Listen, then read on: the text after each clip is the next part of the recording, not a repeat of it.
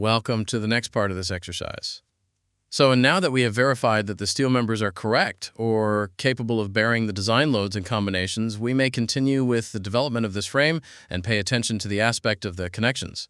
Now, something to mention, and just like for the sections, is that this we can observe is nothing but a first proposal for the design of the connection, and for which the design code that we can read at the top of the dialog was considered. Namely, we still need to perform its calculation so we can determine if adjustments are needed or otherwise. So let's take a few moments to briefly explore some of the parameters found in this dialog.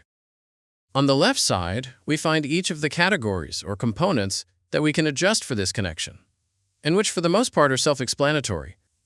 The plate group, for example, will allow us to specify the dimensions of the plate, its material, and if upper or lower brackets should be added, and if so, the dimensions of these.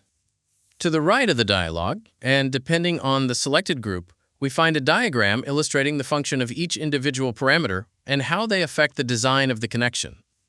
So basically is in this way that we can navigate through each of these groups of parameters and perform any modification that we may need. Of course, and as we said earlier, until we perform the calculation of the connection, we really don't know whether this design is correct or if some adjustments are required. Although it may be adequate to go to the Code Parameters category and check if the starting configuration for said calculation requires some changes. For example, let's change the type of global structure analysis to elastoplastic analysis. Also, through this following section, we may change the frame type if need be. Other than that, we need to check the calculation results so we can determine if changes to the connection's design are required. As we can observe, the results aren't at all satisfactory, since at the top right corner of the calculation note, we find an efficiency ratio of 3.56.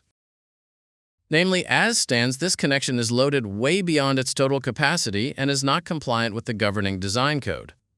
Thus, it's more than evident that its current design is incorrect. However, we can still skim through the calculation note and find the specific set of reasons for this.